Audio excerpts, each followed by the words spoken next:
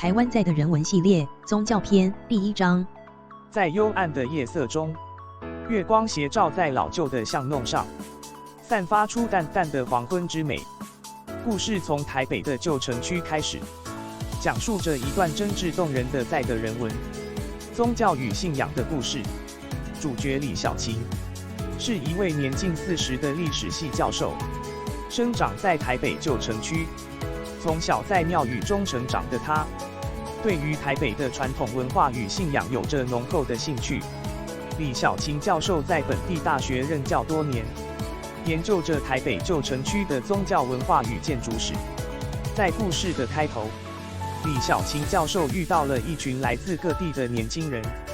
他们对台北的传统文化感到好奇，也想更深入地认识它。他们组成了一个名为寻根之旅的团体，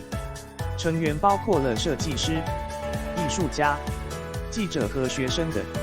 在寻根之旅的引导下，众人拜访了当地许多著名的庙宇，如艋舺的龙山寺、大同区的保安宫和中山区的行天宫等。李小琴教授在沿途上为大家讲解着各庙宇的历史和文化，带领大家深入了解台北的宗教信仰和艺术。在拜访行天宫时，李小琴教授向大家介绍了关于行天宫的特色和重要性。行天宫是台湾主祀武神关公的庙宇之一，也是台北最具代表性的庙宇之一。李小琴教授说，行天宫的兴建可追溯至1888年，当时有一位商人从福建省泉州府移民台湾，将关公神像带入台湾，并在现在的行天宫现址上建造了一座小庙宇。后来，随着信徒的增加和香火的建成，小庙宇逐渐扩建成今日的规模。在行天宫内，众人对关公的故事感到十分好奇。李小琴教授向大家讲述了关公的生平，以及他如何从一个普通的武将，逐渐成为受到人们崇拜的英雄人物。李小琴教授表示，关公的忠诚、勇猛和正义感，都是人们崇拜他的原因。在拜访完行天宫后，寻根之旅的成员们决定深入探索台北旧城区的文化。他们走访了古色古香的街区，参观了在的文物馆和艺术馆。透过参观和交流，他们对台北的历史和文化有了更深的认识。在故事的后半部分，寻根之旅的成员们决定参与一场在艋舺举行的传统祭典。祭典上，他们见证了传统文化的演出，如舞龙舞狮、武术表演和民俗技艺等。此外，他们还品尝了在的美食，如蚵仔煎、牛肉面和甜不辣等。在祭典结束后，寻根之旅的成员们与李小琴教授一起讨论了他们对台北传统文化的看法和体验。他们表示，透过这次的旅行，他们更深刻地认识了台北的历史和文化，也更加欣赏传统文化的价值和美好。故事最后，李小琴教授勉励大家，希望他们将所学到的知识和经验与身边的人分享，让更多人认识和关心台北的在的人文、宗教和信仰。同时，寻根之旅的成员们也约定将来还要继续探索台湾其他地区的文化，让他们的视野更宽广，也让他们对台湾的历史和文化有更深的理解和认同。这场关于台北在的人文、宗教与信仰的故事，就像一盏盏明灯，为那些对台北传统文化感兴趣的人指引了方向。在旅程中，众人不仅增广了见闻，也更爱护台北的这座古城，愿将这份情感和知识传承给下一代，并让他们继续发光发热。透过这段故事，我们看到台北丰富的历史和文化内涵，以及其中的人文色彩。在现代社会中，我们应该更加重视和保护这些传统文化，让他们在现代化的发展中得到传承和发扬。让我们一起努力，为下一代创造一个更具文化底蕴和历史韵味的社会。台湾在的人文系列宗教篇第2章。在深入描述寻根之旅团员们的经历后，我将进一步阐述他们在探访台北旧城区时，对于当地宗教与信仰的深度体验。在参观艋舺的龙山寺时，团员们被寺宇的雄伟建筑和精致的雕刻所震撼。李小琴教授向大家解释，龙山寺是台湾佛教重要寺院之一，主寺观世音菩萨。在这座寺庙里，团员们不仅感受到了佛教的庄严与宁静，还对龙山寺在历史上的角色有了更深的认识。例如，他们知道龙山寺在1823年曾被烧毁，但在重建后的1834年很快地恢复了往日的辉煌。在大同区的保安宫，团员们对这座供奉着妈祖的庙宇感到十分好奇。李小琴教授告诉大家，保安宫是台北最著名的妈祖庙之一，每年都吸引了大批的信徒和观光客。在宫里，团员们不仅欣赏到美丽的建筑和艺术品，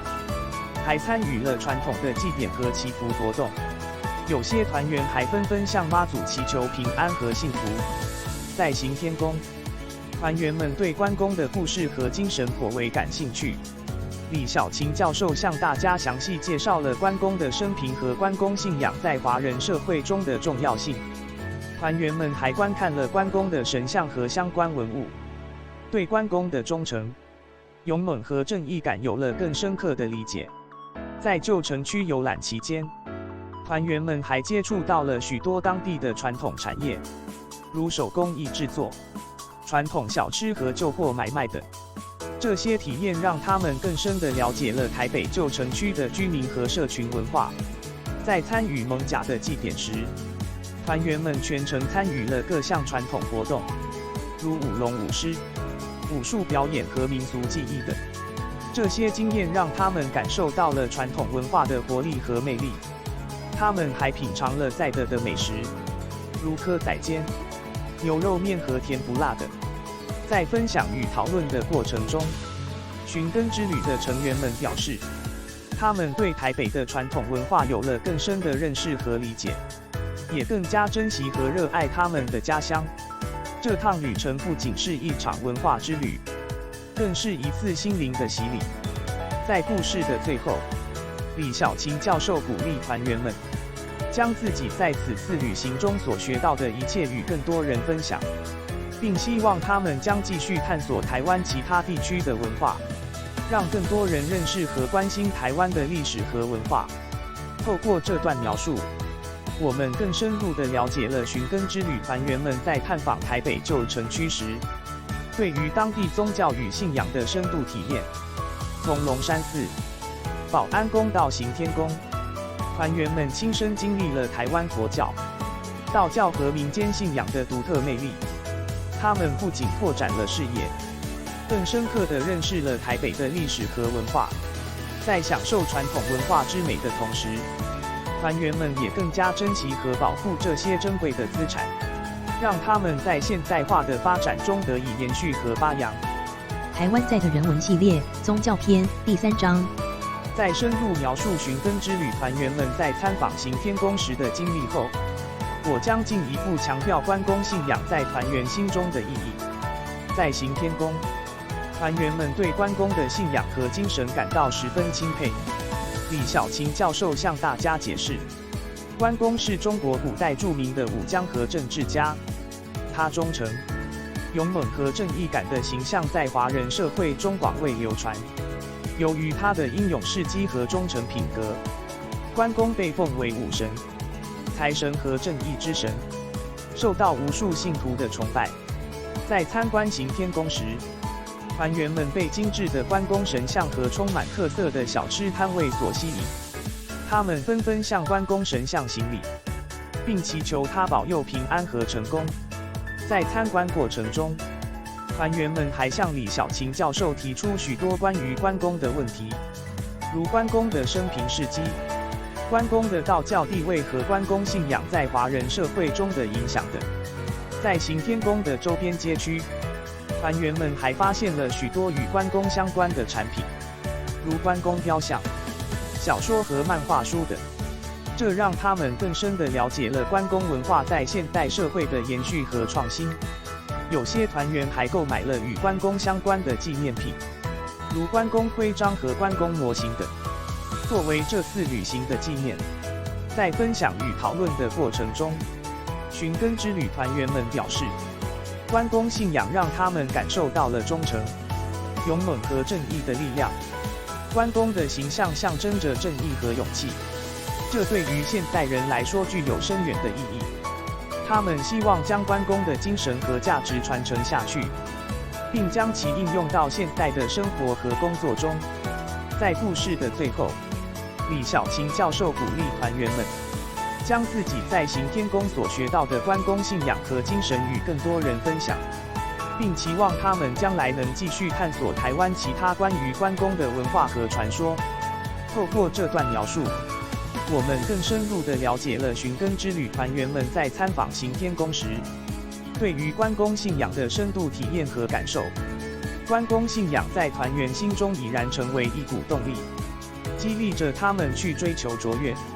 勇于面对挑战和维护正义。这次旅行不仅加深了团员们对台北历史和文化的认识，更让他们感受到了传统信仰和精神的力量。在享受传统文化之美的同时，他们也承诺将关公的精神和价值传承下去，让其在现代化的发展中继续闪耀光芒。台湾在的人文系列宗教篇第4章，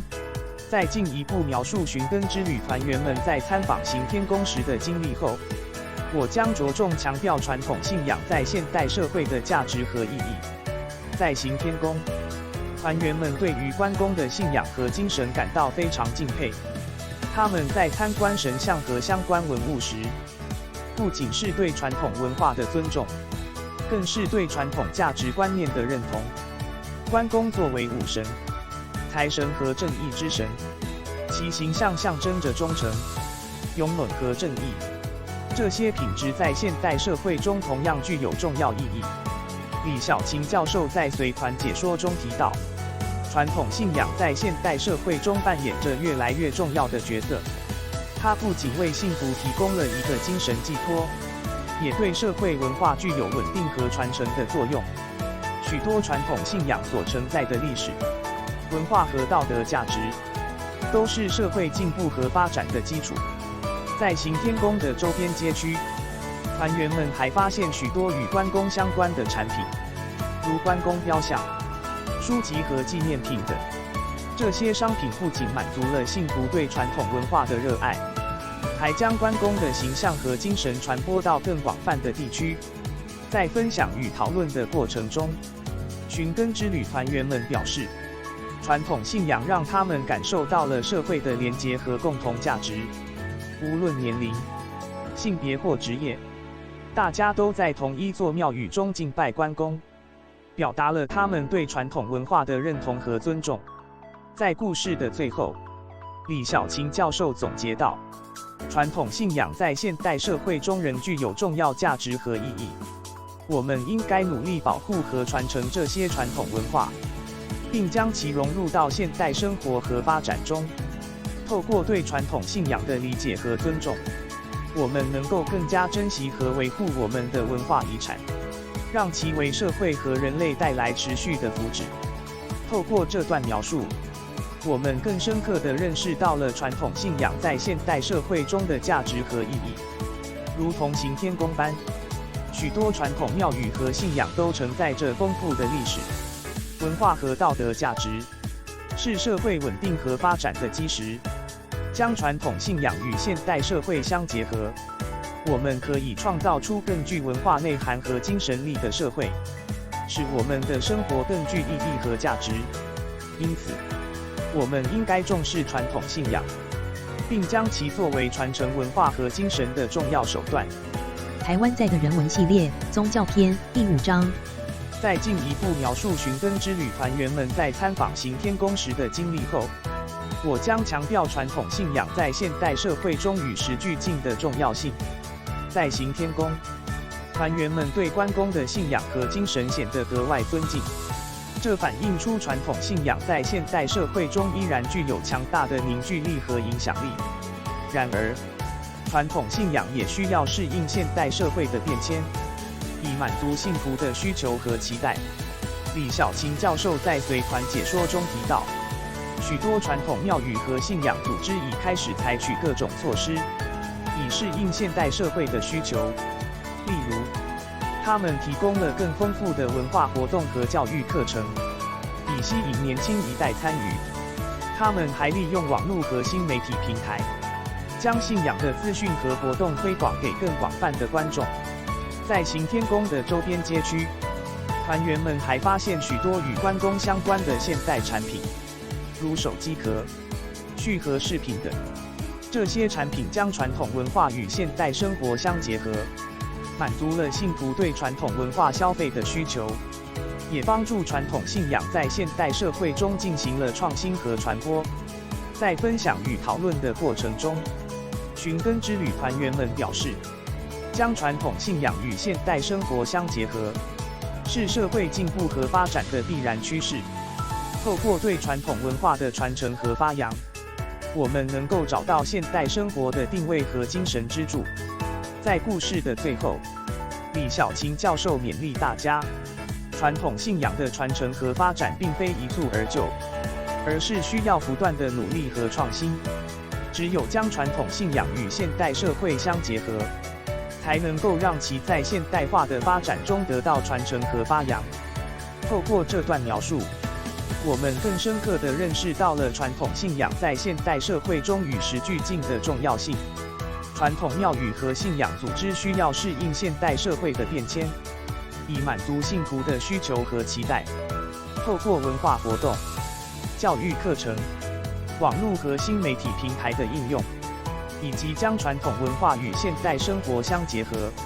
传统信仰可以在现代社会中继续繁荣和发展，成为社会进步和发展的重要力量。将传统信仰与现代社会相结合，我们能够找到现代生活的定位和精神支柱，从而实现文化的传承和发扬。这不仅需要庙宇和信仰组织的努力，也需要整个社会的认知和支援。只有大家共同努力，才能让传统信仰在现代社会中焕发出耀眼的光芒。台湾在的人文系列宗教篇第6章，在进一步描述传统信仰在现代社会中的重要性时，我将着重强调庙宇在传承和发扬传统文化方面所扮演的角色。在现代社会中，庙宇已不仅仅是信徒祭祀和祈福的场所，更是传承和发扬传统文化的重要基地。庙宇作为传统文化的载体，收藏着丰富的历史文物、艺术品和文献资料，是研究传统文化和历史的宝贵资源。李小琴教授在随团解说中提到，许多庙宇已开始重视文化教育的功能，举办各类文化活动和工作坊，吸引年轻一代参与。这些活动包括传统工艺的展示和示范、民族技艺的表演和教学、传统饮食的体验和讲座等。这些努力有助于将传统文化传承给年轻一代，让他们对自身文化有更深的认识和认同。此外，庙宇还利用网络和新媒体平台，广泛宣传和推广传统文化。例如，许多庙宇都建立了官方网站、脸书粉丝专页和 YouTube 频道等，透过线上线下的结合，让更多人可以接触到传统文化。这些数位平台不仅方便了信徒对庙宇和传统文化的了解，还吸引了更多年轻族群对传统文化的关注和兴趣。在行天宫的周边街区，团员们还发现许多将传统文化与现代创意相结合的产品，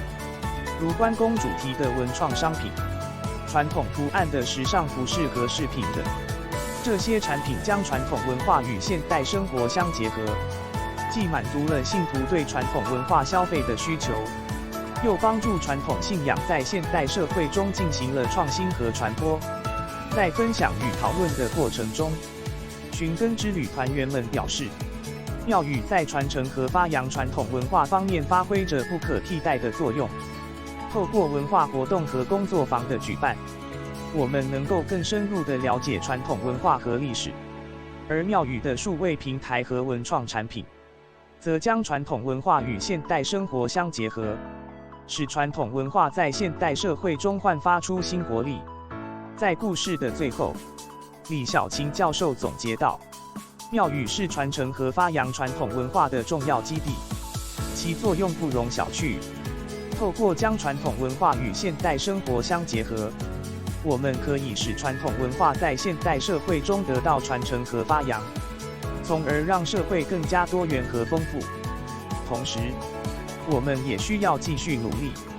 将传统信仰与现代社会相结合，使其在现代化的发展中得到传承和发扬。透过这段描述，我们更深刻地认识到了庙宇在传承和发扬传统文化方面的重要性。庙宇不仅是信仰的场所，更是传统文化的宝库。透过文化活动、工作坊、数位平台和文创产品的应用，庙宇可以将传统文化与现代生活相结合，使传统文化在现代社会中得到传承和发扬。这需要庙宇、政府、民间组织和全体社会成员的共同努力。只有大家共同奋斗，才能让传统文化在现代社会中焕发出耀眼的光芒。这不仅关乎到传统文化的保护和传承，更关系到整个社会文化的繁荣和发展。因此，我们应该给予庙宇和传统信仰组织更多的支持和鼓励，让他们在传承和发扬传统文化方面发挥出更大的作用。台湾在的人文系列宗教篇第7章，在进一步描述庙宇在传承和发扬传统文化方面的作用时，我将从传统与现代的跨界结合、社群参与和教育推广3个方面进行阐述。第一，传统与现代的跨界结合。庙宇是传统文化与现代生活相结合的枢纽，它将传统建筑、雕刻、绘画和宗教庆典与现代艺术、文化活动和科技应用相结合，创造出富有创新意义的新型文化表达。例如，一些庙宇将传统工艺与现代设计理念相结合，制作出兼具传统风格和现代美学的文创产品。还有一些庙宇利用灯光、音效和多媒体技术，为信徒提供身临其境的宗教体验。这些跨界结合使传统文化在现代社会中得到重新诠释和欣赏，也让信徒对传统文化有了更深的理解和认同。第二，社群参与。庙宇是当地社群的信仰中心，也是社群文化活动的重要场所。庙宇透过组织各种文化活动和祭典，凝聚了社群居民的情感和向心力。例如，农历新年期间的庙会、妈祖生日的祭典、关公诞辰的庆祝活动等，都吸引了大批社群居民参与。这些活动不仅强化了社群居民的身份认同，还促进了社群之间的交流和合作。此外，庙宇还提供场地和设施，支援社群举办各种活动和课程，如舞龙舞狮队训练、书法班、绘画班等。这些努力使庙宇成为社群文化生活不可或缺的一部分，也让传统文化在社群中得到深入扎根。第三，教育推广。庙宇是传统文化教育的重要场所，许多庙宇设有图书馆、研习室和美术馆等设施，收藏着丰富的图书、文献和艺术品，为信徒和游客提供了学习和欣赏传统文化的机会。此外，庙宇还举办各类文化讲座、研习班和工作坊，邀请专家和学者分享他们的知识和经验。这些教育推广活动有助于提高民众对传统文化的认知和理解，也让更多年轻人对传统文化产生兴趣和热情。在寻根之旅团员参访行天宫时，他们亲身经历了庙宇在传承和发扬传统文化方面的各种努力。从庙宇的建筑和艺术到文化活动和教育推广，团员们对庙宇的功能和价值有了更深的认识。他们表示，庙宇不仅仅是信仰的场所，更是一个文化宝库。他们将把在庙宇所学到的传统文化带回日常生活中，并与家人和朋友分享。在故事的最后，李小琴教授总结道，庙宇在传承和发扬传统文化方面发挥着关键作用。透过传统与现代的跨界结合，社群参与和教育推广，庙宇将传统文化与现代生活相结合，使传统文化在现代社会中得到传承和发扬。我们应该支援和鼓励庙宇和传统信仰组织，让他们在传承和发扬传统文化方面发挥出更大的作用。透过这段描述，我们更深刻地认识到了庙宇在传承和发扬传统文化方面的重要性。庙宇不仅是信仰的场所，更是传统文化的宝库。透过跨界结合、社群参与和教育推广，庙宇可以将传统文化与现代生活相结合，使传统文化在现代社会中得到传承和发扬。这需要庙宇、政府、民间组织和全体社会成员的共同努力。只有大家共同奋斗，才能让传统文化在现代社会中焕发出耀眼的光芒。这不仅关系到传统文化的保护和传承，更关系到整个社会文化的繁荣和发展。因此，我们应该给予庙宇和传统信仰组织更多的支持和鼓励，让他们在传承和发扬传统文化方面发挥出更大的作用。只有这样，我们才能将传统文化传承给下一代，并使其在现代社会中得到不断发展和进步。台湾在的人文系列宗教篇第8章，在进一步描述庙宇在传承和发扬传统文化方面的作用时，我将从庙宇的组织结构、管理模式和财务支援3个方面进行阐述。第一，庙宇的组织结构。庙宇一般由行政组织和专门机构组成。行政组织通常包括董事会和监事会，负责庙宇的决策和监督管理；而专门机构则包括管理委员会、主持法师、执事团和各种职务，如典藏、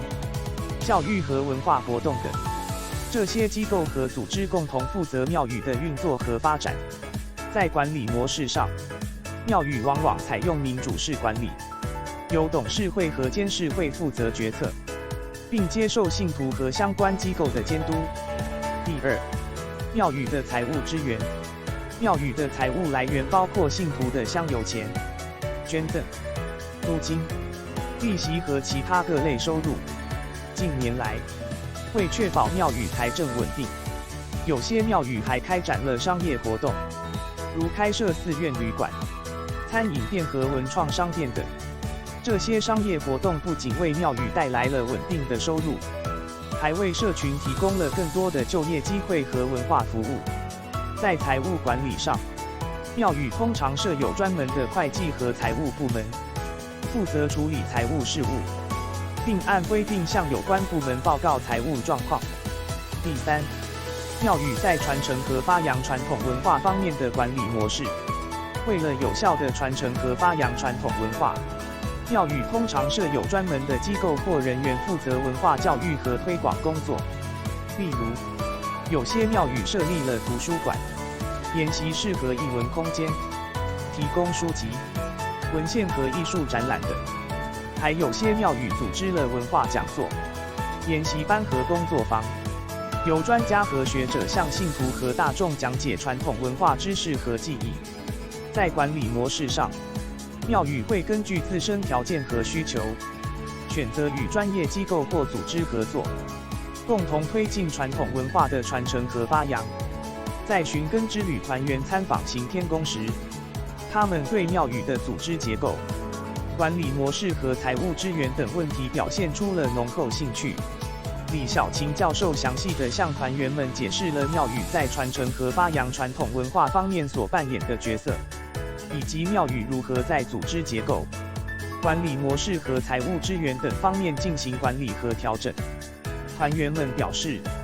他们对于庙宇在传承和发扬传统文化方面的努力有了更深的理解。他们认为，庙宇作为传统文化的载体，肩负着保护和传承文化遗产的重任。透过有效的管理和运作，庙宇可以将传统文化与现代生活相结合，使传统文化在现代社会中得到传承和发扬。